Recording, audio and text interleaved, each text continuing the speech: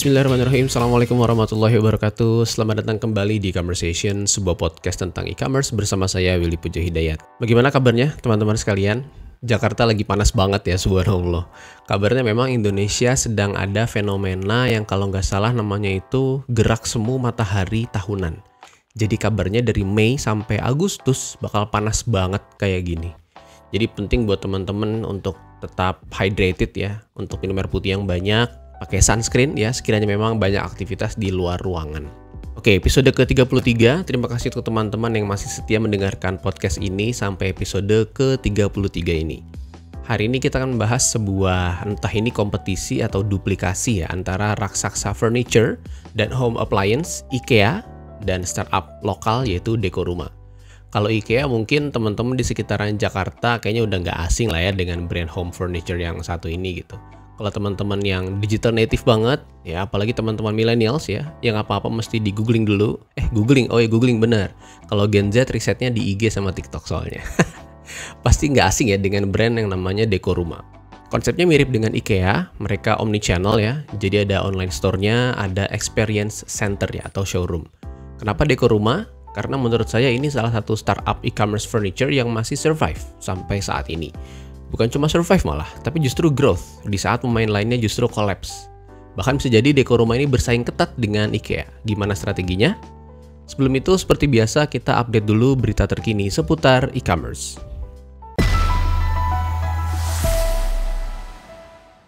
Yang pertama datang dari GoTo ya, yang ditinggal oleh semua founder Tokopedia.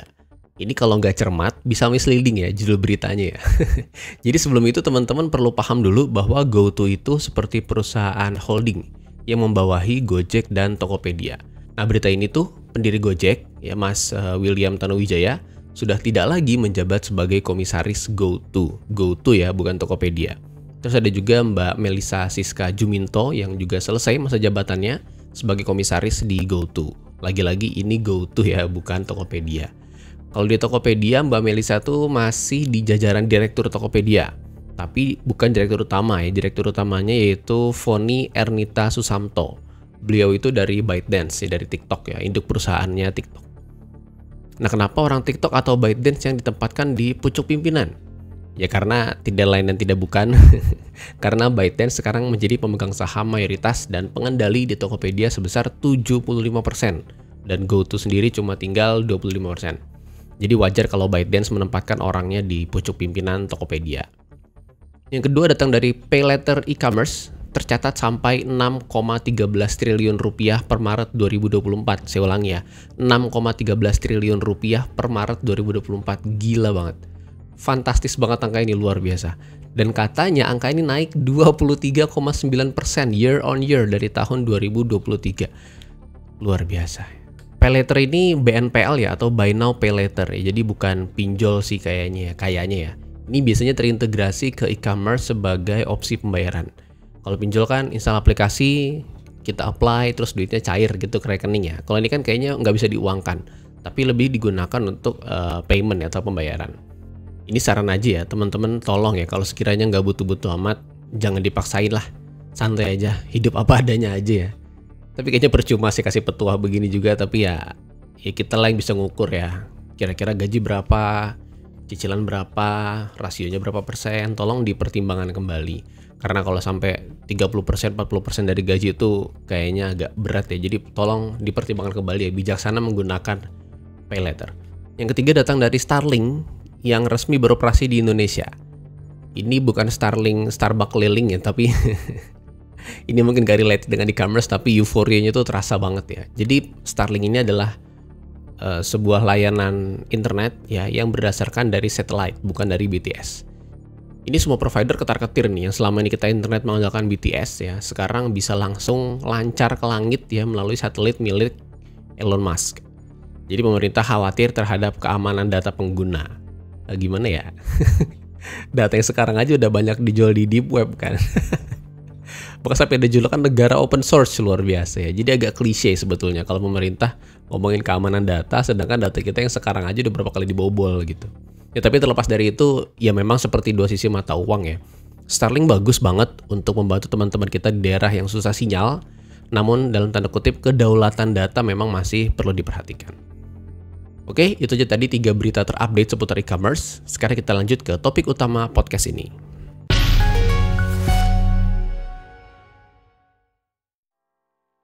Oke, namanya dekor rumah. Seperti modifikasi dari frasa dekor dan rumah ya. Jadi dekor rumah jadinya dekor rumah.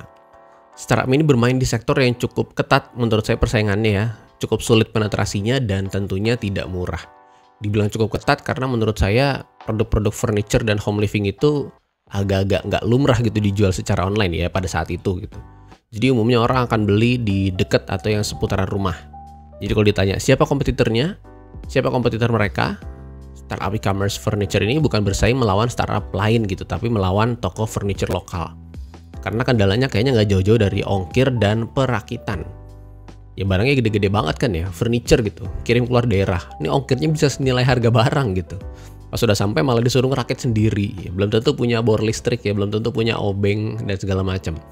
Jadi saya bisa bilang segmentasi bisnis ini tuh cukup menantang ya, sampai akhirnya nggak semua bisa survive. Nah, dekor rumah ini menarik. Ibarat lomba lari maraton, dia ini bisa lari paling jauh di antara yang lain yang udah tumbang sebelumnya. Kita kenal Fabilio ya, yang akhirnya mengajukan pilot tahun 2023 kemarin. Nah, apa yang membuat dekor rumah ini bisa survive, bahkan mungkin bisa bersaing ketat dengan IKEA? Sebelum itu kita coba kenalan dulu tentang dekor rumah ya. Dekor rumah itu startup e-commerce, furniture, dan home living yang berdiri tahun 2015 oleh Aruna Harsa dan Dimas Hari Priawan. Mereka berangkat dari keinginan untuk mempermudah keluarga Indonesia untuk membantu kebutuhan furniture dan dekorasi rumah yang nyaman dan menyenangkan. Tahun 2015 mereka berdiri, kemudian tahun 2017 mereka launch jasa desain interior dan termasuk pionir jasa desain interior secara online, luar biasa. Terus tahun 2019 mereka buka DEC ya, atau Dekor Rumah Experience Center, toko offline mereka, karena mungkin mereka paham ya kalau properti ini tetap butuh dipegang gitu. Jadi kalau beli furniture itu kita perlu ngetok-ngetok kayunya gitu kan, ditok-tok-tok gitu, terus dielus-elus bantalnya, didudukin, diempuk apa enggak sofanya ya kan, ngaku deh kalau ke IKEA pasti begitu ya kan. Nah mereka ini aware terhadap kebutuhan itu dan akhirnya mereka membuat experience center yang tersebar di banyak kota di Indonesia. Kalau teman-teman masuk ke websitenya terasa banget kalau mereka tuh promoin konsep Japandi, bener gak sih yang ejanya tuh Japandi? Saya pikir ala-ala Jepang kali ya, tapi kok masih agak Scandinavian gitu kayak IKEA. Ternyata kayaknya sih emang blended gitu. Jadi antara Jepang dan Scandinavian di blend gitu. Minimalis dan fungsional ala Jepang dan tetap elegan ala Scandinavian. Tahun 2018 ya, Blibli atau PT Global Digital Niaga invest ke dekor rumah. Yang sampai saat ini kalau saya lihat di annual reportnya, Blibli itu memiliki 8,34% saham di dekor rumah. Kalau dilihat lebih detail, nilai investasi Blibli itu sekitar 97 miliar. Atau kalau kurs saat ini ya yaitu sekitar 6 jutaan dolar.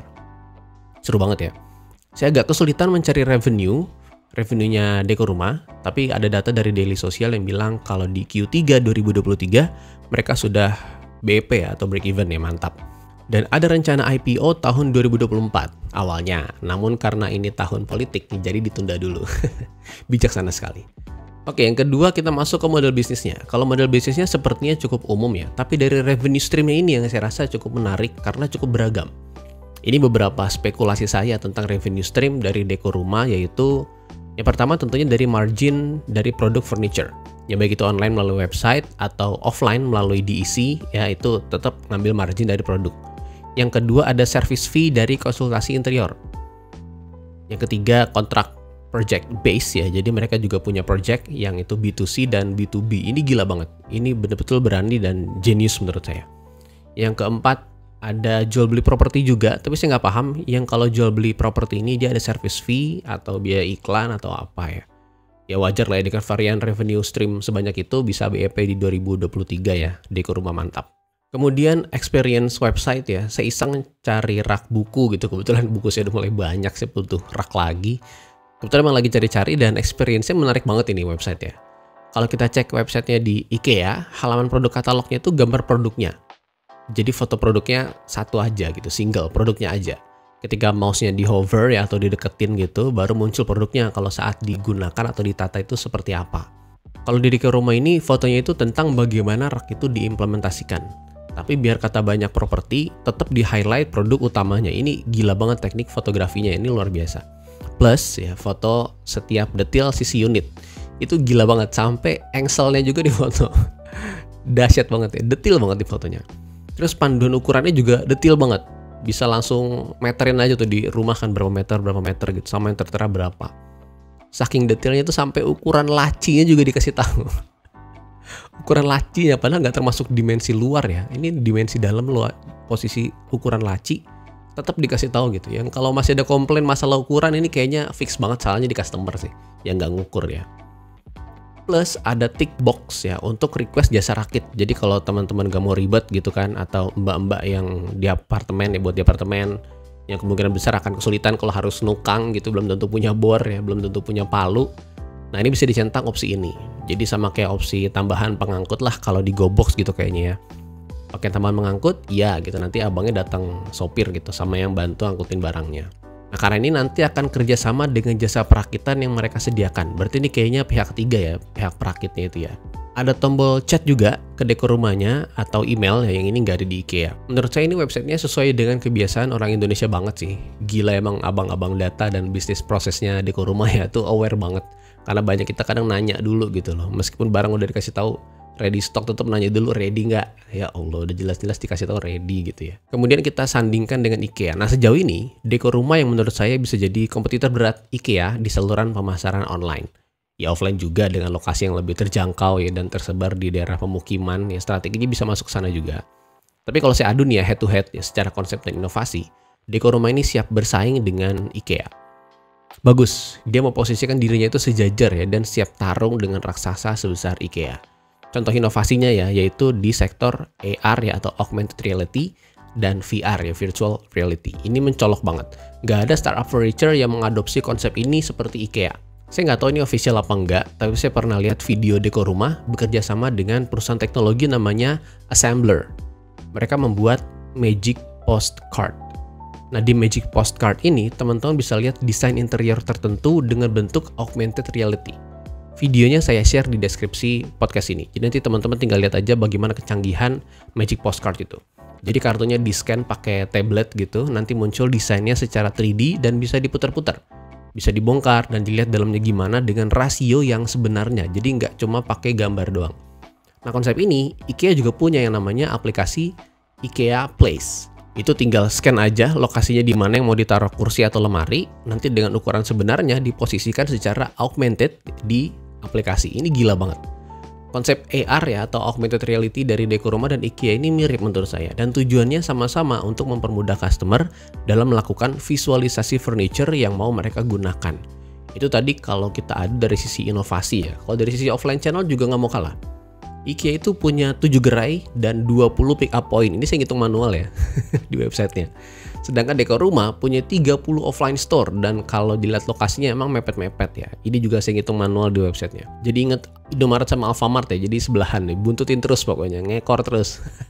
Datang ke diisi dekor rumah ya atau di gerai IKEA emang inspiratif banget ya, bisa langsung dapat inspirasi gitu mau konsep gimana nih nanti yang ditaruh di rumah gitu ya. Ini keren banget. Brand lokal bisa semasif ini, keren banget untuk dekor rumah gitu.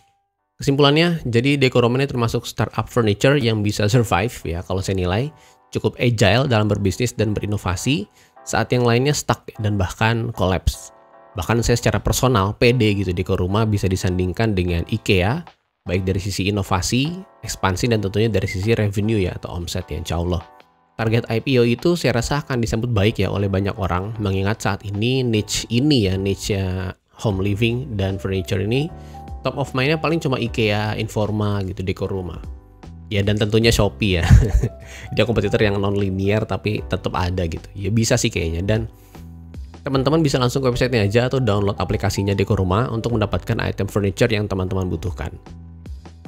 Oke, mungkin itu aja episode kali ini. Terima kasih sudah mendengarkan podcast ini. Jangan lupa share episode ini sekiranya teman-teman rasa bermanfaat. Ya, terima kasih. Sampai jumpa di episode selanjutnya. Wassalamualaikum warahmatullahi wabarakatuh.